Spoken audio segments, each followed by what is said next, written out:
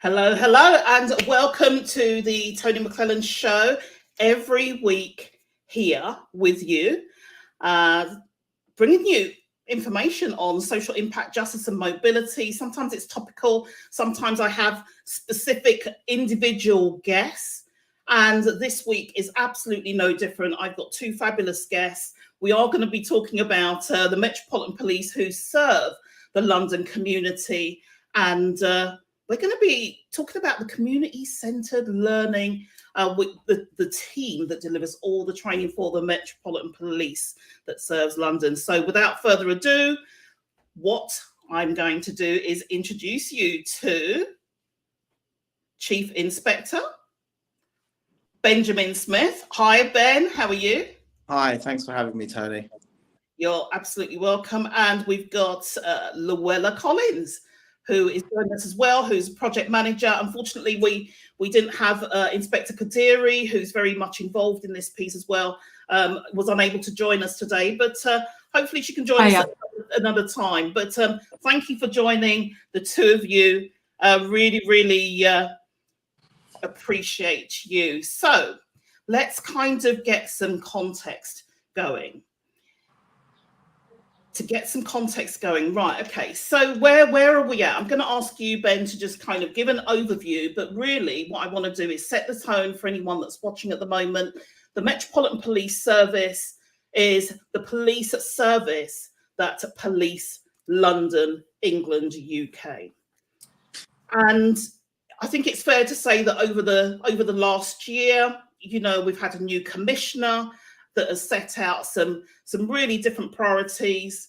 And but I also think it's worth reflecting and saying, well, actually 30 years ago, you know, the Macpherson inquiry, you know, highlighted a few things that the Metropolitan Police had to also work on. So it's really an opportunity to kind of share with anyone that's interested in hearing about this today, about some of the plans that you've got plans moving forward, in light of things like all your action plans and the Casey review that came out 3 months ago. So initially, what I would like to do, Ben, before you get into it, I'd just like you to just kind of give an overview, just very briefly, about yourself and your role, and the same from Luella, and then we'll get into some of those action plans.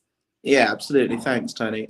Yes, you're absolutely right. The Metropolitan Police is the largest police force in England, in the United Kingdom, or in the United Kingdom as a whole. It's been established nearly 200 years ago and is responsible for policing the Greater London area, and also has some national functions as well in relation to things like counter-terrorism and specialist protection for the royal family and VIPs and so on. You're absolutely right that we've been through a very challenging few years around our sort of community and police relations, which we'll be talking a fair amount today as to what we're going to be trying to do that. In respect of me personally, I've been a police officer for 15 years. I'm a chief inspector at our training school here at Hendon, and I've spent a large chunk of my career in professional standards, looking at trying to root out those officers that shouldn't be here and supporting those good officers to be really effective police officers and really serve the community well. So that's my background, and yeah, it's a really interesting time to be a leader in the Metropolitan Police. Absolutely, and you said the magic word about standards, which I would love to hear more about as well. Ben, thank you so much. Let's hear from Luella and your role. But before you do that, Luella, if there is anybody here that's watching live, I can see a few of you are online, then do just give us a heads up. Let us know that you're here. If you've got a question, then feel free to pop it in, if not now, later. But just say hi and where you are watching from. I can see a few of you are online at the moment. Over to you, Luella. Amazing. Thanks, Tony. Yeah, so my name's Luella Collins, and I joined the Met back in August 2021, specifically for the Community Centred Learning Project. Previous to that, I've worked in education for a number of years. So as a teacher trainer, I worked in emotional behavioural schools and with NEET students. And then quickly, well, not, I wouldn't say quickly, I did teaching for about 10 years. That's not quick. I moved into educational project management, and I worked in a number of kind of high profile charities across London. And when I saw community centred learning as coming up, and obviously, like you said, Tony, with everything that goes in the press at the moment and having a bit of a hard time, I've always been one to take on a bit of a challenge, and I've always been one to take on projects that have got change within those and development. So yeah, so I joined in August 2021, right at the very beginning of this project launching, and basically have set it up from there. So that's me in a nutshell. Wow, so you could probably give us a fair bit of background as well, Luella. So without further ado, thank you so much. Without further ado, I know that we've got some connection problems. We're trying to get that sorted as well. But I just want to say hi to a few people that have actually joined us. We've got Louise Galloway, who's in the UK as an ex-Met detective. We have Walid from South Arabia. We've got Tracy Hanson as well, who's the Chief Executive Officer of the Josh Hanson Trust. We've got Melody from Massachusetts in the US. And we also have Dan Roth as well, who is saying good morning. I know it's 6 o'clock in the morning for him. And we've got Ganpat as well from United Arab Emirates. And we've got a few other people that are just here supporting. We've got Dixie from London as well, who has just popped on. So as well as Gamal, who's a former Met officer, and we have Marcia Lee as well. Amazing. So that's just a few of the names that I can see coming up. I can't show you on my feed for some reason, but Ben, I'm going to come over to you because I think let's set the context of what's happening. You know, and I know that there's a few action plans as well. You've got the STRIDE action plan, which is the strategy for inclusion, diversity and engagement, 21 to 25. We've got the race action plan. We've got the turnaround plan, 2023 to 25.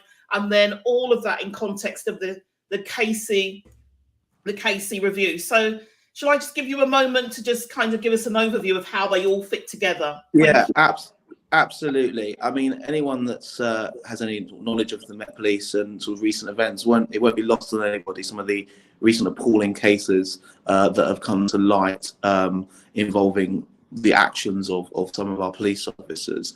And as a result of this, we invited in, or the previous commissioner invited in Baroness Louise Casey to do a review of our culture and standards. And as a result of some of her findings, and also as a result of some of the response to some of the appalling incidents that have happened, probably really starting with the murder of George Floyd back in 2021, I believe it was, and that's when the Mayor's action plan really came into to look at how confidence and trust can be improved within the Black community. And then obviously we've come on to have subsequent incidents that have led to some of these reviews and some of these plans. And the real key one for this is the new commissioner, Sir Mark Rowley, his turnaround plan, which really sort of boils down and distills the Met's response to all of these incidents and actions and things that have happened.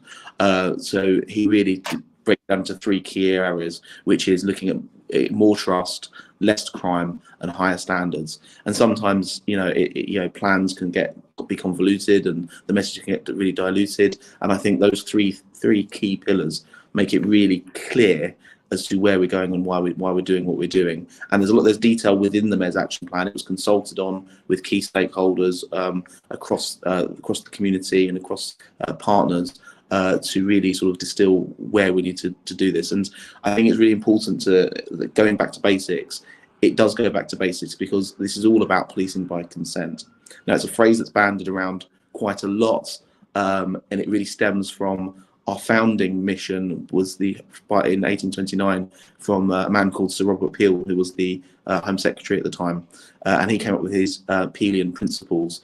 And one of the key ones there is that the police and the public are the same. The police are people that are employed to do the role that's beholden on all of us on a full-time basis. He said the police are the public and the public are the police. And I think it's really key because although it's sort of bandied around quite often and with not much context given, it's really quite straightforward. So the police can't do our job without the involvement and cooperation of the community. Our policing model is built on police and community relations. The community have to be able to have to trust us, to call us, to help us. They have to provide us with information and evidence to enable us to keep people safe.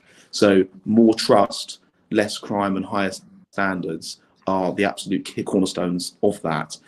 And beneath that sit for example, you mentioned the Stride plan, you mentioned some of the other bits and pieces that are going on, but those are the key headlines, and those are the things that when I certainly do my job, I think, what am I doing to increase trust? What am I doing to build higher standards, and then ultimately lead to less crime for London and Londoners, the people we serve? So I think that has to be as part of our DNA. Is to everything that we do, we have to be improving those three key areas. That's great, Ben, and a great overview for all of us here. So one of the reasons why we're here is really as part of the communications, to get out and start speaking to the community about some of the things that you can do, some things you can comment on, and others are in progress. But let's just say that it's all a work in progress at the moment, but this is just the start of some of the communications, and we're hoping that we can bring this to you on a quarterly or a more frequent basis and share information with you in the way that we are today. So thank you so much for that overview, Ben. And before I come to you, Luella, can I just ask a little bit more, Ben, in relation to the community-centred learning team? Because the community-centred learning team, that's the team that put together the training for the Metropolitan Police Service and the new recruits that are coming through. So can you talk about I know Luella will talk more in depth about the training, but is there anything that you can add in terms of the overview of the team? Yeah, absolutely. So the key for the community-centred learning team is around strengthening that community, strengthening sort of community policing and that relationship with the community. It really stems from the Mayor's action plan, which was published in 2021, but now feeds into all these various different plans that we were talking about. And it's really clear that community-centred learning should be central to that plan, and it's expanded to look at all of London's diverse communities, because London is a city of a population of around 9 million, I think, and it's probably one of the most diverse communities in Europe, if not the world, in terms of representation from all different cultures, communities, and backgrounds. And I think the key message is that policing going back to policing by consent is something that the community should be involved in. We want to do policing with the community and not to the community. So what we want to do, the aspiration is to ultimately embed the voice of the community into all aspects of training. Now, we are very much in early days. It is very much a work in progress. But the high level aspiration is that we'll be seeking inputs, feedback, and advice at every stage of our training that we give to officers throughout their careers, not just recruits, although that's where we've started, and we'll hear a little bit more about that in a minute, I'm sure. But this could involve bringing members of the community to talk about their experience when officers are thinking about, they're learning about their powers that they have, as to how that makes people feel, how that how those interactions can be improved through their lived experience. They could be coming in to facilitate discussions around the impacts that certain coercive police powers have on people, because it's not lost on me that some of the powers that police officers are given are extremely powerful and extremely intrusive into people's everyday lives. So it's absolutely key that we understand how those choosing to use certain police powers may have an impact on both the individual concerned and also the wider community. And also, we are beginning to brief community members through our community reference group, where we've recruited a cross-section of the community to sit on panels where we can say, this is the sort of training we want to introduce. You know, what would you like to see in the training? What do you think officers should know? Because I don't have the monopoly on good ideas, and my colleagues don't have the monopoly on good ideas. I think we can really reach out into the wider community, and actually, Tony, the community really want to help us as well. They want to be involved, and I think it's, you know, building this sort of dialogue can ultimately improve the training that officers get. It ultimately can improve their standards and ultimately lead to better outcomes out there on the streets of London. And I think that that's so important, because I do lots of work around, you know, compassion and etc. And it's about community and communication, all the C's, consultation. And I think really it's about how some of that information comes together and how it's filtered, you know, what's going to come out of it, how it, you know, because so many people have contributions that they want to bring to that as well, Ben. So I think it's about the processes, the systems that are in place in terms of what's good. Yeah, and it's about having empathy. It's about having empathy as well, isn't it? You know, if I go out there today and stop and search somebody that doesn't have anything on them, that may well have been a lawful stop and search as far as I'm concerned, as far as the courts are concerned. But that innocent person is rightly going to feel, you know, somewhat upset potentially, or angry even. And you know, ultimately the quality of that encounter is what's important. You know, I could have legitimate information that person might have something they shouldn't have on them, and I do a lawful stop and search, but I can do it in a way that shows empathy and compassion, and, you know, explain in a respectful way how this has come about and why I've done what I've done, and hopefully that could mitigate some of those issues. And then, you know, people go away after a negative experience and we'll tell 100 people, and after a positive experience we'll go away maybe tell one person. So, you know, if we improve those encounters, you know, we can hopefully have a wider impact. And it's about what we're doing here as well, communication, and that constant communication and access to the community as well. Absolutely.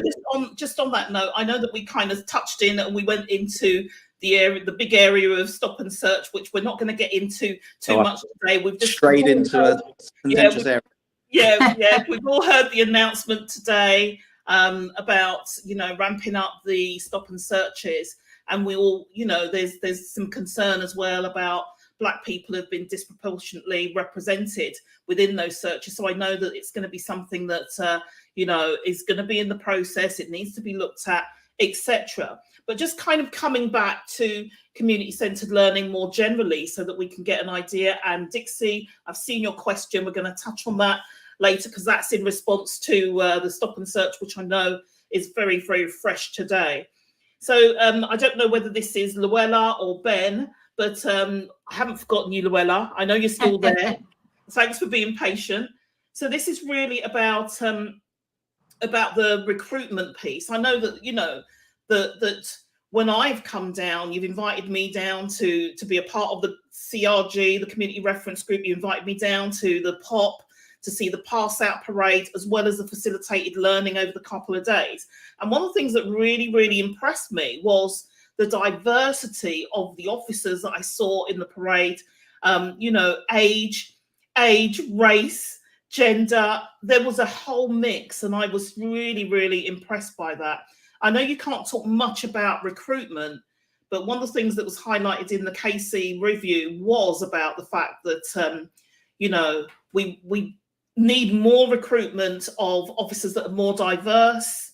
And I think it was 71% are white males as well. So that, you know, at some point it'll be great to be able to feed back to the community about some of the things that you're doing around recruitment. If, you know, maybe I'll invite you back, and that might be something that members of your team can talk to the community about then.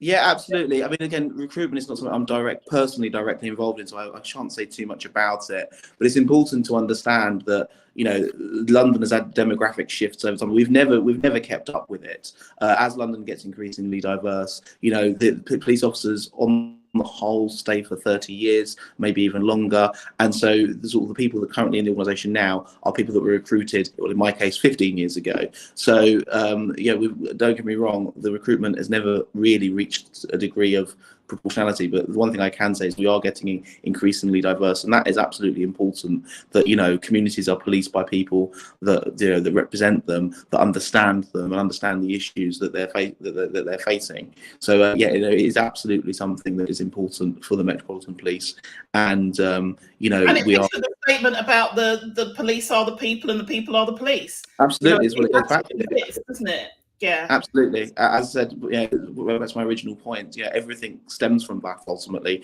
we can't do policing without the consent and cooperation of the wider public. And we are ordinary people that go out and do a job in the wider community. that's right. And so I would absolutely encourage. We need to be able to encourage all areas, all communities to join the Met Police and see it as an attractive career.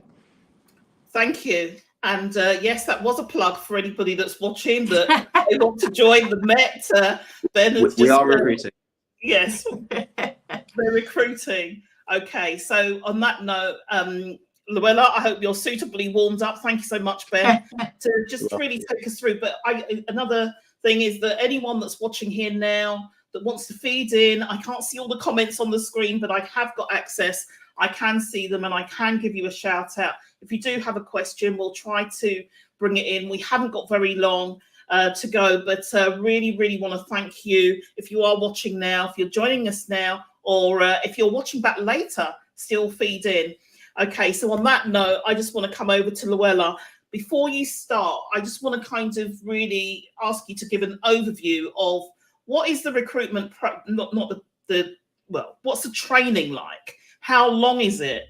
What does it, share anything that you can about that, and then we can talk a little bit more in detail around the themes of the training that you're offering at the moment to the new recruits. Thank you so much, Luella.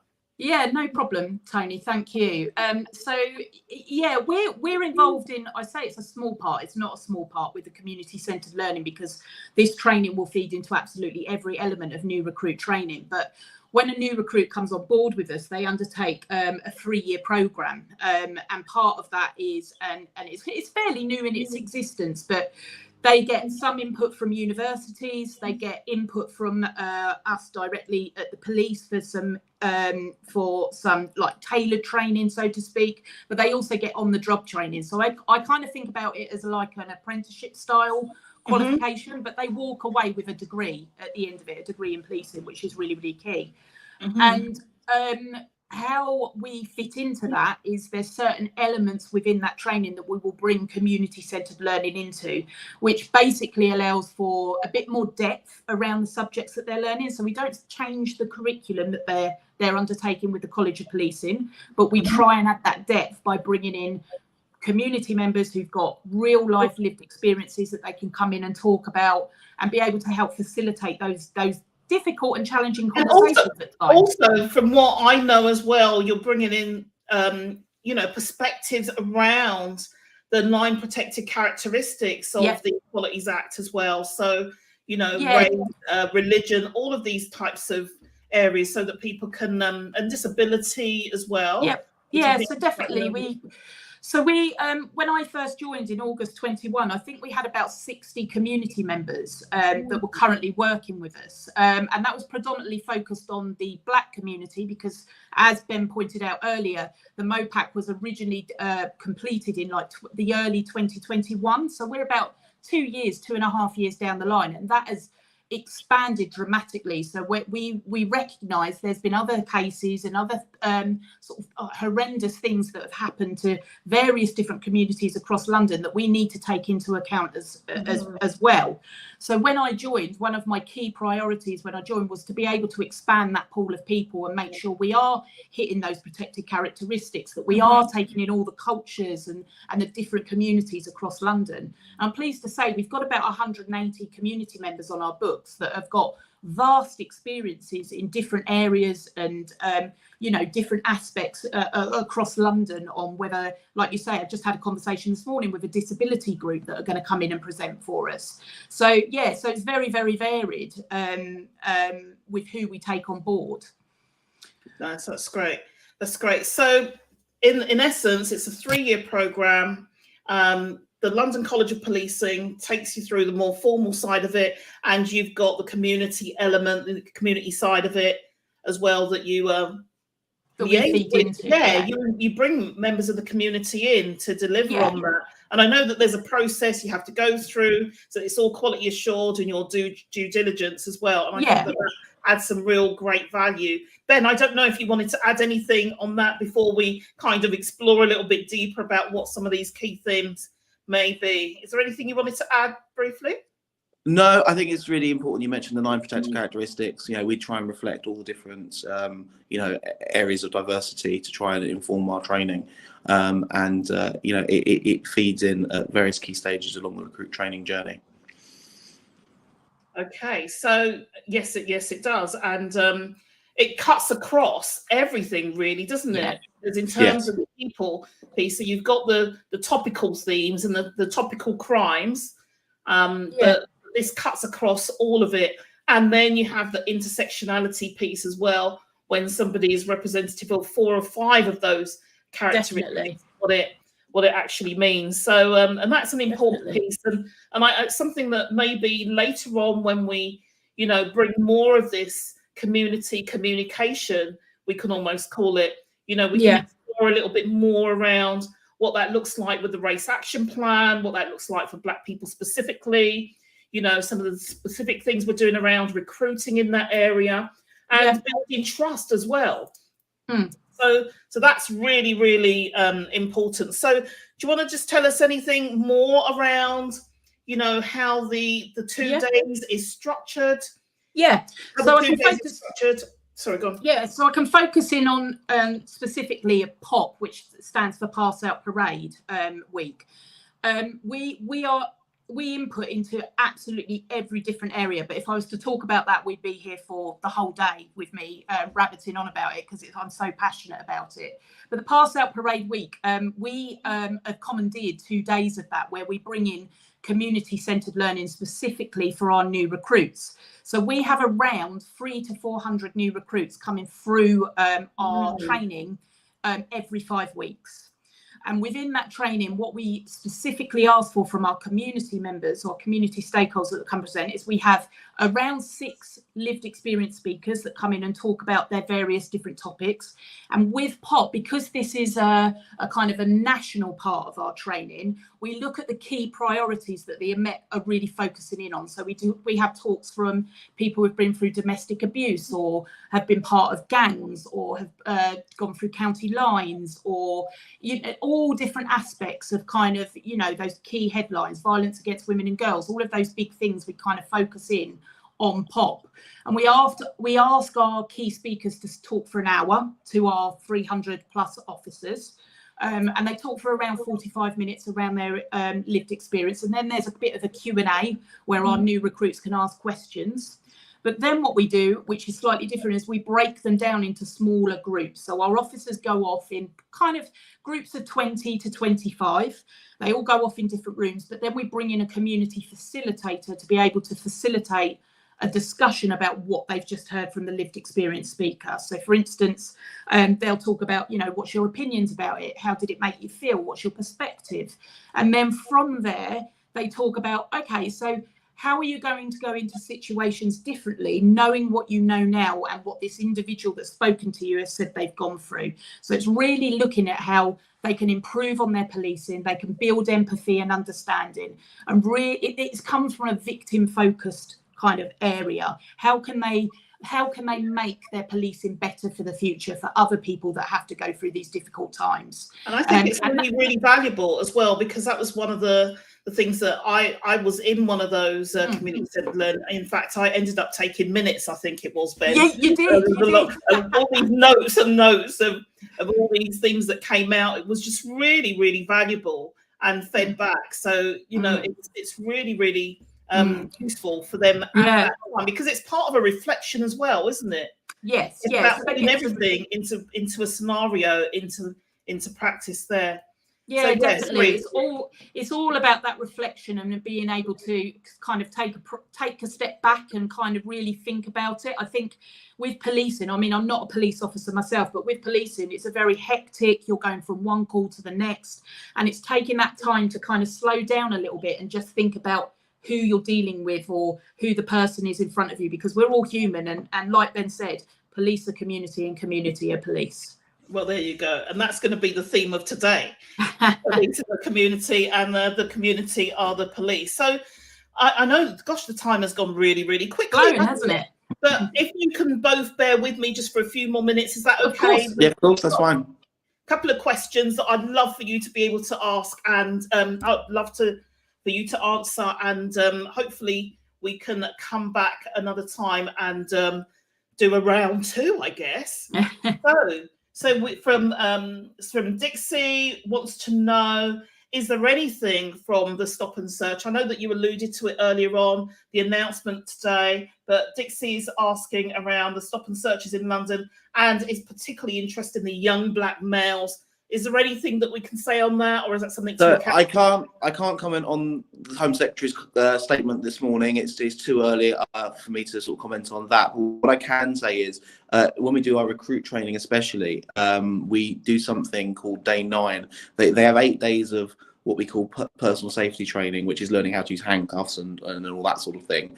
And previously, before sort of a year or so ago, in relation to things like that, the officers only learned the mechanical side of it. But for the past sort of year or so, from the end of last year, all the recruits are now getting an additional day's training, which is led by community members, and we call it Day 9. And in there, we get people such as young black males, for example, to talk about their experiences as how these what I call the sort of convergence of the mechanical skills converge with those sort of people skills and that ability to improve the quality of the encounter.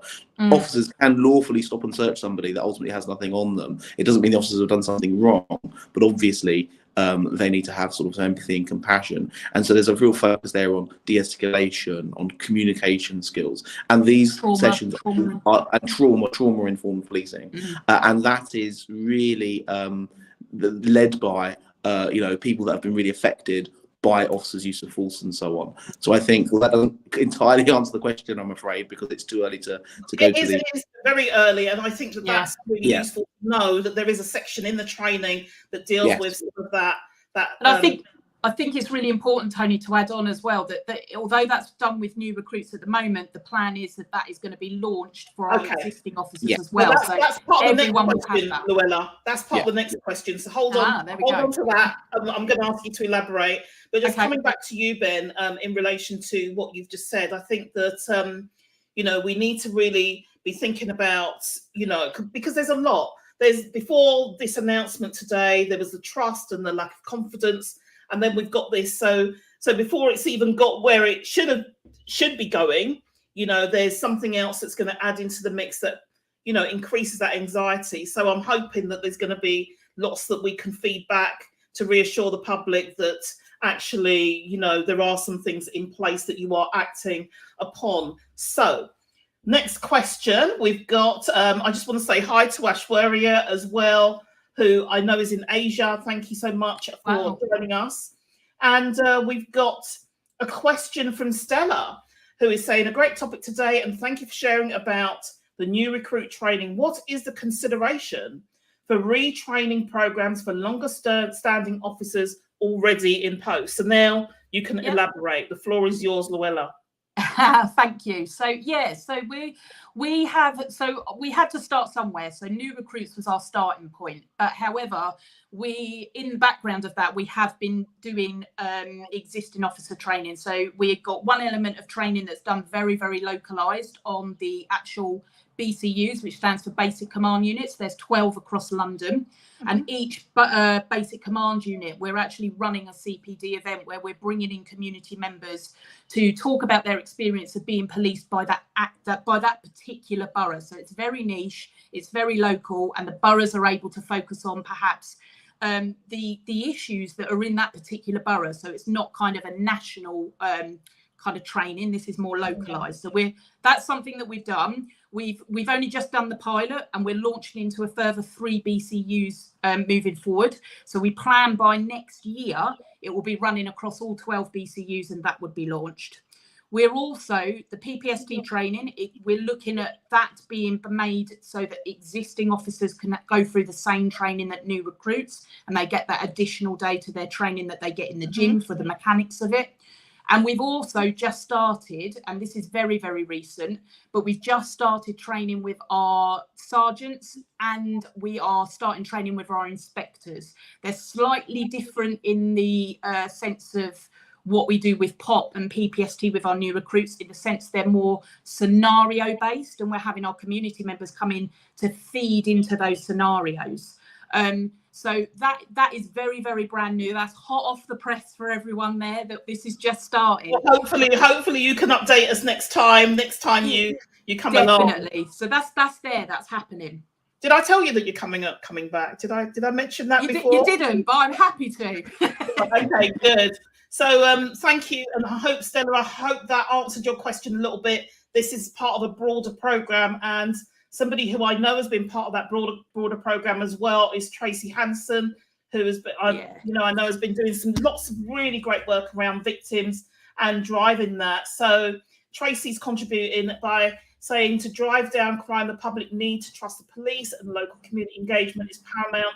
To achieve this, the police must commit to a more joined up approach by working with local community members, councillors, local charities and businesses in a more transparent way. Definitely. Development events like those held in North West Borough Command Unit were incredibly impactful. Well done, Luella and team. So that is really a shout out from Tracy. Thank you so much for all the everything that you've done in terms of your contributions through your own experience, and long may that continue. So apologies I wasn't able to bring your comments up on screen.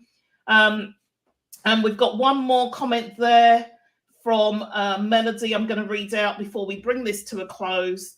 Is most people, and Melody is in the US, by the way, so most people who interact with police are in a traumatic situation, and that requires compassion for them.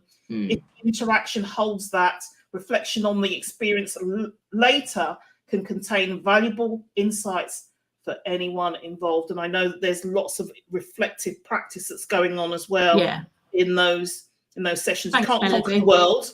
Can't conquer the world but I think it's not going to be quick, Tony. Let's face it. It's going to take and it's time. about that continued learning, isn't it? That continued piece. And one of the conversations that I was in was about how do the supervisors, get support, and how can they continue to support the new recruits coming in. So there's been lots of discussion around that as well. So thank you so much, everybody that has contributed. Thank you. Then, let's go to you, Luella, first. Have you got any closing words that you would love to share with anyone that shared with us today? Do you know what? It's been fantastic to be on here today, and thank you, Tony, for giving us the platform, because I think, with what goes out within the press, you don't hear about the good stuff that's happening and what we're trying to achieve. And although what we're doing is kind of a bit of a drop in the ocean compared to what's going on, it's that drop in the ocean and that pebble, and it's gonna ripple, and we'll get there. It's going to take time, but we will get there. So I just want to thank you for giving us the platform to come and talk about the good work that we're trying to achieve. Absolutely, because I think it does, like you said, it gets lost in everything else that's going on, the news and the press releases and everything else. But also it's almost like a Q&A as well, isn't it? That people need to know that you are approachable and you can ask questions, and you're not going to shy away from those. You just want to be factual. So thank you so much for sharing that, Luella. You've done some really fantastic work in the community centered learning team as well. And Ben, any closing thoughts there? Just thank you so much for the opportunity to come here, Tony. It's been really, really good. And Luella said it probably far more eloquently than I could about getting the message across. We are trying to be transparent. We want to be transparent, and we want to be able to share the work we're trying to do, and to get feedback on that. We don't have the monopoly on good ideas, as I said earlier. If people want to give us some good ideas, we're all ears, and we're all here to listen. We're here to listen as much as to tell you about what we're up to. And that's fantastic. And what better note to conclude this on as well. Just want to say thanks to Dr. Gifford Rainey as well, who's saying thanks. And Tracy Hanson again is saying, like to echo what Luella said. Thank you, Tony. No problem. Ash Warrior is saying, thank you, Tony, ma'am. Ma'am. Then, sir. And Luella, ma'am, for getting the interesting topic that every society needs right now. And on that note, I just want to say thank you so much for giving us your time today away from your precious duties. So I'm going to relieve you to go off and continue training those new recruits. But what I can say is that when I was at the pass out parade, they looked so proud to be a part of the Metropolitan Police. And I know that Sir Mark Rowley has said about the standards you walk by are the standards you live by. And those are the words that ring out and stand true for me. So I just want to kind of stay encouraged. I want people to stay encouraged as well, and look forward to you giving us further updates and communicating with the community in a few months' time. So on that note, I just want to say thank you. And thank you to everybody else that joined us. Louise, Sally, Dan, Melody, Tracy, Walid, Jamal, Marcia, Stella, and Tracy and Melody. So thank you, everyone. Okay, and on that note, bye for now. I'm going to stay there, but see you next week. Thank you for spending time with me and my guest today on Critical Reflections with Your Critical Friend.